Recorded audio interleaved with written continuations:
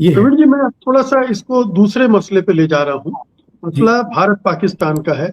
इस हाँ। बीच में कुछ संकेत आए हैं कि दोनों के बीच में बातचीत जैसी कुछ हो सकती है, हो भी रही है। 2 हम्म। राउंड की हो चुकी है। आरएसएस के नेतागण भी अब बहुत ही बिल्कुल बदले हुए विचार पेश कर रहे हैं। होसबोले के बयान को हम्म। आपने देखा होगा। हम्म। क्या आपको लग रहा है कि कहीं कुछ बात आगे बढ़ रही है? देखिए, मुझे ये पता नहीं है कि बढ़ रही है नहीं बढ़ रही है। मैं ये चाहता हूं कि ये बढ़नी चाहिए और तेजी से बढ़नी चाहिए। मैं ये चाहता हूं कि इसमें ट्रैक 2 और ट्रैक 1.5 का कोई मतलब नहीं है। मैं समझता हूं फॉरेन जो है, दोनों एनएसएस को, उनकी तरफ का जो एनएसए है वो आर्मी ऑफिसर है। वो है लेफ्टिनेंट जनरल आसिम मलिक, जो डीजीपी है आईएसआई के। तो उनकी तरफ आर्मी ऑफिसर है, हमारे यहाँ आईपीएस ऑफिसर है। तो साहब, सबसे तो पहले आप बातचीत करिएगा दोनों, चाहे आप बैक चैनल कर लीजिए, पब्लिक मत करिए।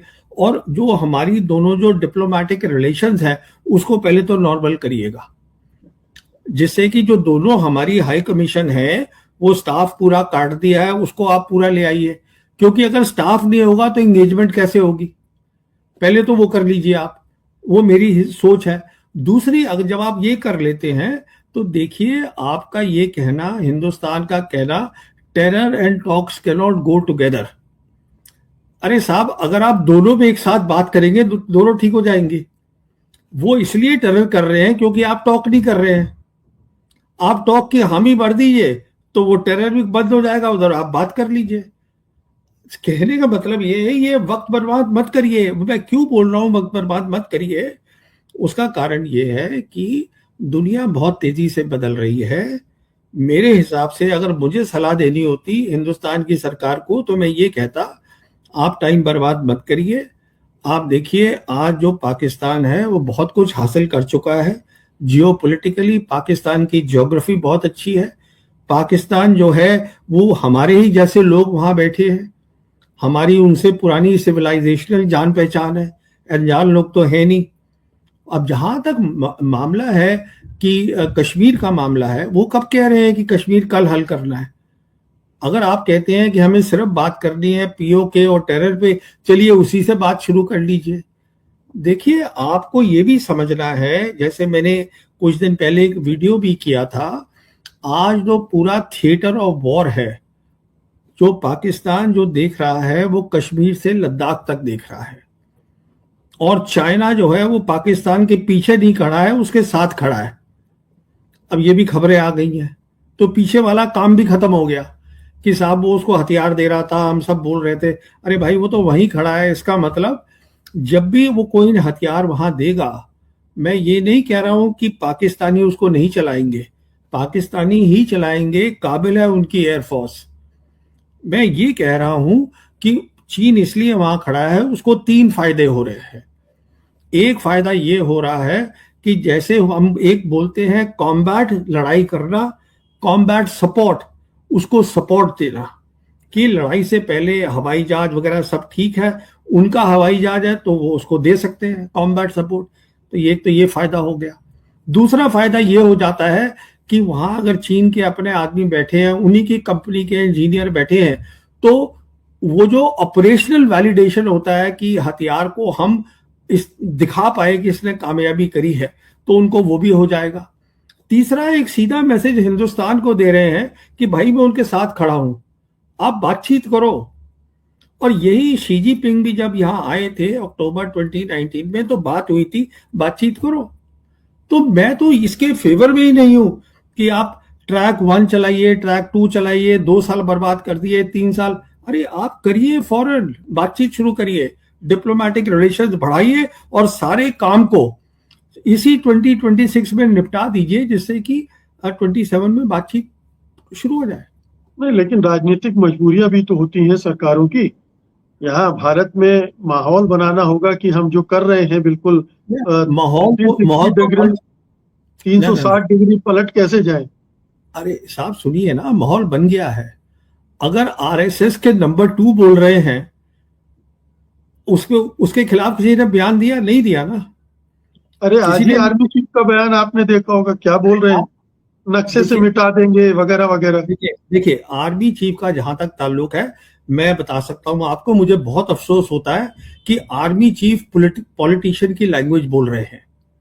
मैं आपको बताता हूं, मैं पहली बार आर्मी चीफ को मिला था 1978 में, जब ये उपेंद्र नौकरी में भी नहीं थे। उस समय आर्मी चीफ थे जनरल ओपी मल्होत्रा।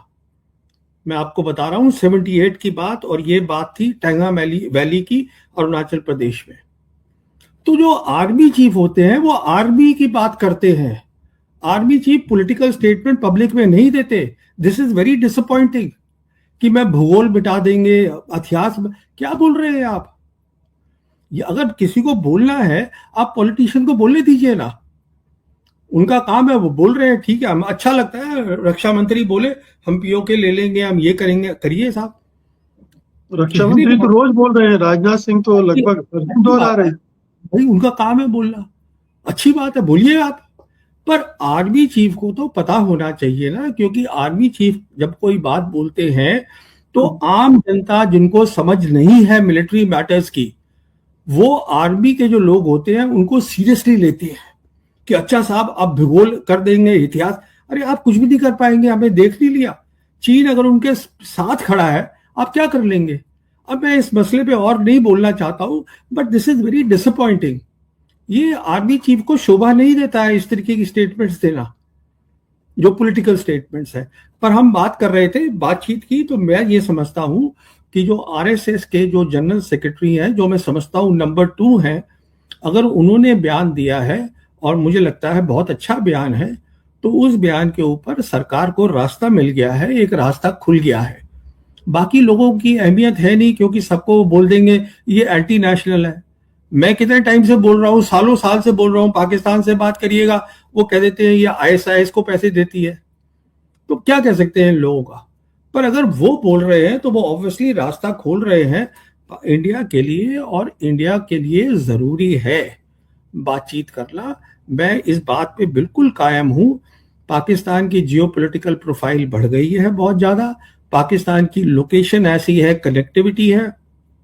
आज पाकिस्तान जो है वो बहुत दूर तक सोच रहा है, गल्फ के आगे देख रहा है, सेंट्रल एशियन रिपब्लिक्स में देख रहा है, रशिया को देख रहा है पाकिस्तान, वहां पे कनेक्टिविटी बना रहा है। देखिए पाकिस्तान का जहां तक ताल्लुक है, उनके जो जनरल्स हैं, और स्पेशली अब जैसे उनके फील्ड मार्शल आसिम मुनीर है, एक खास बात क्या है पाकिस्तान के आर्मी ऑफिसर की, कि वो फॉरेन पॉलिसी भी समझते हैं, जियो पॉलिटिक्स भी समझते हैं, और मिलिट्री मैटर्स भी समझते हैं। और जहां तक पाकिस्तान एयरफोर्स का सवाल है, वो एक प्रोफेशनल एयरफोर्स है। मैं देखिए आपका जो भी एडवर्सरी है, चाहे पाकिस्तान है, चाइना है, उसको रन डाउन करना कि वो ये है, और देखिए वो तो हमारे बारे में भी 10 बातें बोल सकते हैं, उससे हासिल क्या होगा? मैं ये कह रहा हूं। चलिए मैंने बहुत लंबा आपको इसका जवाब दे दिया। नहीं नहीं, लेकिन मेरा एक सवाल ये भी है इससे जुड़ा हुआ जी कि जी ये कई बार इस तरह की शगुफे छोड़े जाते, और हो सकता है ये अमेरिकी दबाव में हो रहा हो। बार बार ट्रम्प कहते रहे हैं कि 2 न्यूक्लियर पावर हैं यहाँ, उनमें कभी भी कुछ गड़बड़ हो सकती है। वो मीडिएशन की भी बात कर चुके हैं। तो कहीं ये तो नहीं है कि पर्दे के पीछे से उनका दबाव है, इसलिए चलिए 1-2 बयान देकर ऐसा 2-4 मीटिंग वीटिंग कर लेंगे तो ट्रम्प भी खुश हो जाएंगे। बात देखिए आगे बढ़ेगी कि नहीं बढ़ेगी, ये समझना चाहता हूँ। देखिए बात ये नहीं है कि अमेरिका का दबाव है, बात ये है कि क्या हिंदुस्तान के हित में है, ये बात है। और मैं समझता हूं ये हिंदुस्तान के हित में है। अब सरकार आरएसएस के जनरल सेक्रेटरी को की बात को सीरियसली ले ना ले, वो सरकार का डिसीजन है, वो उनका फैसला है।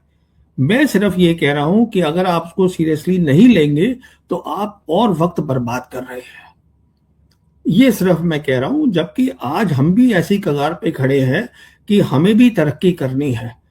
तरक्की के लिए हमें शांति चाहिए है। अगर हमें शांति चाहिए डेवलपमेंट के लिए, तो हमें पाकिस्तान के साथ बात करनी है। ये मैं आपसे कह रहा हूं, ये हमारे हित में है। अब वो प्रेशर डाल रहे हैं नहीं डाल रहे हैं, वो अंदर की पॉलिटिक्स जो है वो मुझे मालूम नहीं है, आपको भी मालूम नहीं है। जो आप और हम पढ़ते हैं वही हम बोल देते हैं। पर हमें तो ये सोचना है ना कि कि क्या ये हमारे को फायदा होगा? तो साहब उसका जवाब है जी हाँ, फायदा होगा, हमें करना चाहिए। जी, आपने कहा कि पाकिस्तान और दूर की सोच रहा है। हाँ, मोदी जी भी दूर की सोच रहे हैं, वो भी यूएई में जाके डिफेंस पैक्ट कर रहे हैं। नहीं नहीं, देखिए मैं ये कह रहा था कि पाकिस्तान आज वेस्ट एशिया में तो छाया ही हुआ है, वो सेंट्रल एशियन रिपब्लिक्स में भी अब जा रहा है, जो अच्छी बात है पाकिस्तान के लिए। वहां पर अब बातचीत हो रही है, हम कैसे पाइपलाइन लाएं उज्बेकिस्तान से, और वो और जो है कंट्री से बातचीत कर रहे हैं। अच्छा, उधर से फिर उनके जो प्रधानमंत्री हैं वो अभी जा रहे हैं शायद बांग्लादेश के टूर पर, और वो उनके एयरफोर्स के वो गए हुए थे बहुत सीनियर ऑफिसर कि हम आइएगा, हम आपको ट्रेनिंग देते हैं। तो कहने का मतलब ये है पाकिस्तान जो है साउथ एशिया में भी फैल गया है। पाकिस्तान जो है बार बार बोल रहा है कि सार्क को आप रिवाइव करो। पाकिस्तान बार बार बोल रहा है कि हम तैयार हैं बात करने के लिए, पर हमारी शर्त है। शर्त क्या है? Mutual respect. हर मुल्क ये चाहता है कि म्यूचुअल रिस्पेक्ट से बातचीत हो। यही ईरान बोल रहा है अमेरिका को कि ये आप नहीं कर सकते ड्रामेबाजी कि 11 अप्रैल को आप 21 घंटे बात करें और उसके बाद निकल लें, तो आप आए किस लिए थे? तो कहने का मतलब ये है कि आज दुनिया बदल गई है। अगर हमें बांग्लादेश से, नेपाल से, किसी भी मुल्क से बात करनी है, पाकिस्तान को तो करनी हमें है, हमको एज ए इक्वल करनी है, जो हमें आदत नहीं है। हमारी सोच हमेशा ये रही है कि साउथ एशिया में हम सबसे बड़े हैं तो सब हमारी बात सुने, तो ऐसा नहीं होगा, क्योंकि आज हर मुल्क के पास ऑप्शंस है अलग अलग। तो हमें समझना है कि हमारे को किस में फायदा हो। हम देखिए, प्रधानमंत्री खुद बोल रहे हैं कि करीबन वो क्या है 60 करोड़ 80 करोड़ लोग जो है उनको खाना नहीं मिल रहा है, उनको दे रहे हैं। तो हम, अगर हमारी हालत ये है तो हमें तो बहुत कुछ करना है ना। तो उसके लिए आप कनेक्टिविटीज खोलिएगा। हम कभी कहते हैं हम पाकिस्तान से बात नहीं करेंगे, हम ईरान से, छबार से निकल जाएंगे, इधर उधर निकल जाएंगे। अरे साहब, उनसे बात कर लीजिए, कनेक्टिविटी है, सब कुछ है। प्रॉब्लम क्या है? अब ये कि वो पहले भी उन्होंने धोखा दिया था, भाई ये कोई तरीका थोड़ी ना हुआ कि पहले ये हुआ। देखिए उनकी भी है, वो है जैसे बोलते हैं ग्रीवियंसेस हैं कि साहब आप ये करते हैं, आप वो करते हैं। देखिए मुख्तसर बात ये है कि आपको पाकिस्तान से बात करनी पड़ेगी। आप आज करें, कल करें, परसों करें, वो आपकी मर्जी है। ना करना is not a option, just as for America diplomacy ना करना is not a good option. ये वही बात है बस। एक आखिरी सवाल है, मैं इसको समझना भी चाहता हूँ, हमारे दर्शक भी जानना चाहते होंगे। यूएई के साथ जो इतना करीब का रिश्ता बन रहा है, डिफेंस पैक्ट भी हो रहा है, इसका क्या फायदा या नुकसान है भारत को आगे चलकर? मिडिल ईस्ट में की जो सियासत है उसमें हम किस तरह अपने आप को प्लेस कर रहे हैं, और क्या यूएई, अगर ईरान के साथ फिर से युद्ध होता है, यूएई फिर लड़ता है, तो क्या हम यूएई के साथ जाने वाले हैं? देखिए जहां तक मैं समझता हूं, प्रधानमंत्री यूएई अभी गए थे, कुछ बात हुई है कि वहां पर स्ट्रेटेजिक ऑयल रिजर्व्स रखे जाएंगे, तो सॉरी वो एक ठीक चीज है। फिर जो है यूएई का जो सॉवरेन वेल्थ फंड है वो बहुत बड़ा है।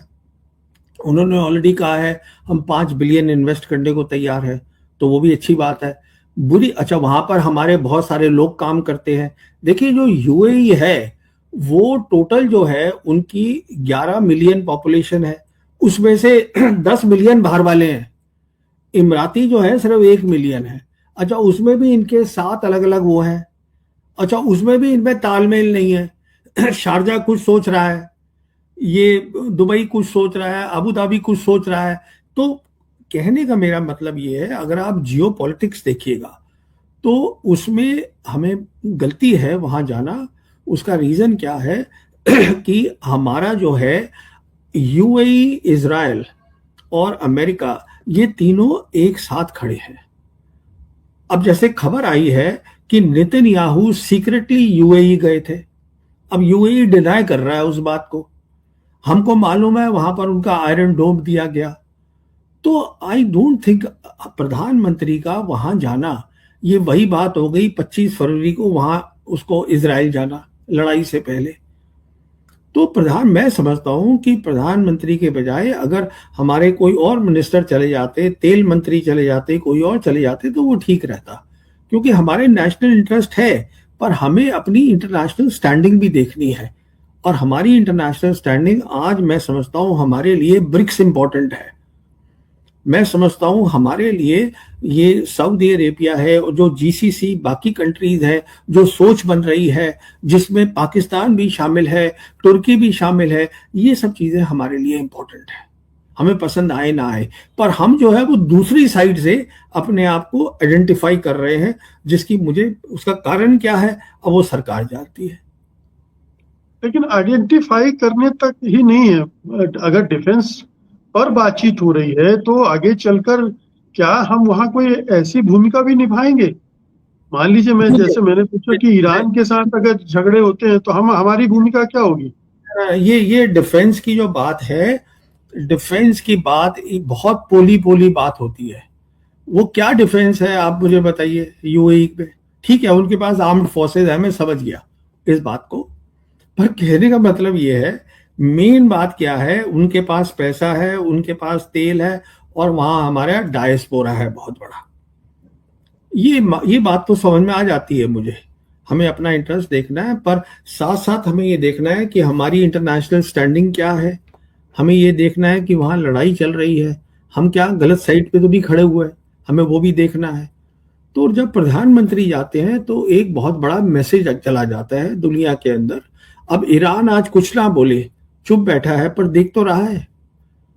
जहां तक ईरान का ताल्लुक है, वो तो पब्लिकली बोल रहे हैं कि जो यूएई है ये हमारे इंटरेस्ट के खिलाफ काम करते हैं, साफ बोल रहे हैं वो तो हम जो है ईरान के साथ, देखिए ईरान जो है मेरे हिसाब से एक बहुत ही सुलझा हुआ समझदार लोगों का मुल्क है। बहुत समझदार लोग हैं वहां पर। ईरान में एक पुरानी सिविलाइजेशन है। कहने का मतलब ये है, आज वो अगर हमारे साथ खड़े हैं तो वो एक सिविलाइजेशनल कनेक्शन है। क्यों खड़े हैं? वो हिंदुस्तान के लोगों के साथ खड़े हैं। ये नहीं है कि हिंदुस्तान की सरकार के साथ खड़े हैं, ये मैं नहीं मानता। तो ये सब बातें जो है सरकार को सोचनी चाहिए, हमारे हित में क्या है। पाकिस्तान से बात करें, यूएई में प्रधानमंत्री खुद जाएं नहीं जाएं, ये तो सरकार की नीति है, वो तय करेंगे। बिल्कुल। बहुत बहुत शुक्रिया प्रवीण जी, आज इस बातचीत के लिए आपने समय निकाला। धन्यवाद। बहुत नमस्कार।